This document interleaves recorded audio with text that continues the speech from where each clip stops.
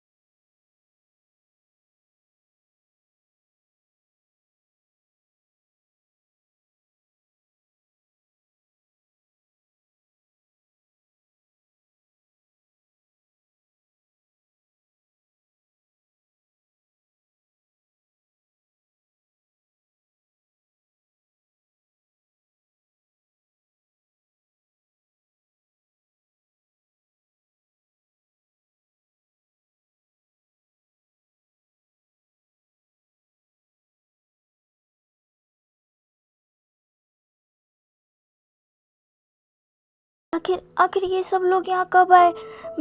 ये सारे लोग पहले तो यहाँ नहीं थे। आखिर ये कब आए? तभी ईवो के पीछे से वो इंसान कहता है, ये लोग तो यहीं रहते हैं। तो ईवो कहता है, पर जब मैं यहाँ आया था तब तो मुझे यहाँ कोई नहीं दिखा सिवाय तुम्हारे। और फिर ये लोग कहाँ से और कैसे आ गए? वो इंसान कहता है, यही मेरा परिवार है, ये लोग यहीं मेरे साथ रहते हैं और ये लोग तुम्हें बहुत ही अच्छे से जानते हैं। ईवो इस बात पर शॉक हो जाता है और कहता है, क्या मुझे जानते हैं? पर कैसे? मैं तो इनमें से किसी को नहीं जानता, फिर ये मुझे कैसे जानते हैं? फिर वो रेड रिबन वाला इंसान कहता है, लैन ज़ैन, तुम गुसू के सेकंड प्रिंस हो, तुम्हें कौन नहीं जानेगा। ईवो शॉक हो जाता और कहता है, क्या गुसू का प्रिंस? और मैं कोई प्रिंस नहीं हूँ। ये तुम क्या कह रहे हो? इंसान कहता है, लैन ज़ैन, ये तुम क्या कह रहे हो? वो ईवो से कहता है, तुम गुसू के प्रिंस हो, सेकंड प्रिंस, यंग मास्टर लैन। ईवो कहता है, मैं नहीं हूँ, मेरा विश्वास करो। तभी ईवो को अपने पैर पर कुछ महसूस होता है। जब ईवो अपनी पैर की तरफ देखता है तो वहाँ पर एक छोटा सा बच्चा उसके पैरों से लिपटा हुआ था और उससे कह रहा था, मुझे गोदी लो, मुझे गोदी लो, मुझे गोदी लीजिए ना हंगवंग जून। ईवो उसे देखकर बहुत ही हैरान हो जाता है। वो बस उसी बच्चे को देखे जा रहा था। तभी वो इंसान पीछे से कहता है, आयुएन, छोड़ दो, ऐसा मत करो, ये अच्छी बात नहीं है। ईवो इस बात पर बहुत ही शॉक हो जाता है और कहता है, क्या आयुएन?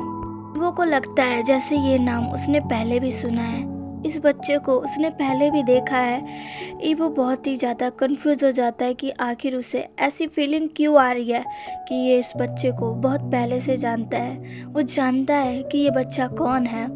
ईवो लगातार बस एक ही नाम बोले जा रहा था, आयुएन, आयुएन, आयुएन। और अचानक से एक झटके से ईवो की आंखें खुल जाती है। जब वो अपनी आंखें खोलता है वो अपने आप को अपने बेड पर पाता है। वो अपने रूम में अपने बेड पर था, पर वो रिलैक्स नहीं था क्योंकि आज फिर उसका सपना उसे बहुत ही ज़्यादा परेशान करके चला गया था। उसके सपने ने आज एक बार फिर उसे अंदर से झंझोड़ दिया था कि वो बिल्कुल भी समझ नहीं पाता है कि आखिर उसे ऐसे सपने क्यों आते हैं और आखिर उसके सपने में जो भी जगह दिखती है, आखिर उसे ऐसा क्यों लगता है कि उसने पहले भी ये जगहें देखी है, वो पहले भी यहाँ आ चुका है। उसे कुछ समझ नहीं आ रहा होता है। वो एक बार फिर अपने सपने को लेकर परेशान हो जाता है।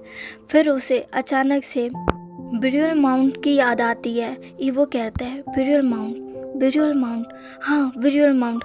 और ये कहते हुए ही ईवो अचानक से अपने बेड से उठ जाता है और तेजी से अपने लैपटॉप की तरफ भागता है। वो जल्दी से अपना लैपटॉप ऑन करता है और उसमें बिरियल माउंट सर्च करने लग जाता है। बहुत देर तक सर्च करने के बाद आखिरकार वो जगह ईवो को मिल जाती है जो कि उसे परेशान कर रही थी। उसने ढूंढ लिया था। उसे उसमें पता चलता है कि ये जगह बहुत साल पहले ठीक थी, पर एक हादसे में ये पूरी जगह नष्ट हो गई और उसके बाद यहाँ कोई रहने नहीं आया था। ईवो ये सब सुनकर बहुत ही ज़्यादा शॉक हो जाता है, क्योंकि उसने अपने सपने में देखा था कि इस माउंटेन में काफ़ी सारे लोग रहते थे। अगर ये जगह बहुत पहले ही नष्ट हो गई थी तो फिर वो लोग वहाँ कैसे रहते थे, वो लोग वहाँ क्या कर रहे थे और आखिर वो लोग कौन थे। ईवो इन सब के बारे में सोच ही रहा होता है कि तभी उसके डोर पर नॉक होता है और बाहर से एक आवाज़ आती है जो कि उसे कहती है, ईवो क्या तुम उठ गए हो? ईवो क्या तुम उठ गए ईवो? वो आवाज़ किसी और की नहीं बल्कि ईवो के बड़े भाई सिचन की थी। ईवो जल्दी से कहता है, हाँ भाई मैं उठ चुका हूँ। सिचन कहता है, तो क्या मैं अंदर आ जाऊँ? ईवो कहता है, हाँ भाई आप अंदर आ सकते हैं। सिचन जल्दी से ईवो के रूम में आ जाता है और वो ईवो के पास जाकर कहता है, ईवो क्या तुम अब ठीक हो? अब तुम्हें कैसा महसूस हो रहा है? क्या तुम अब अच्छा फील कर रहे हो? तुम ठीक?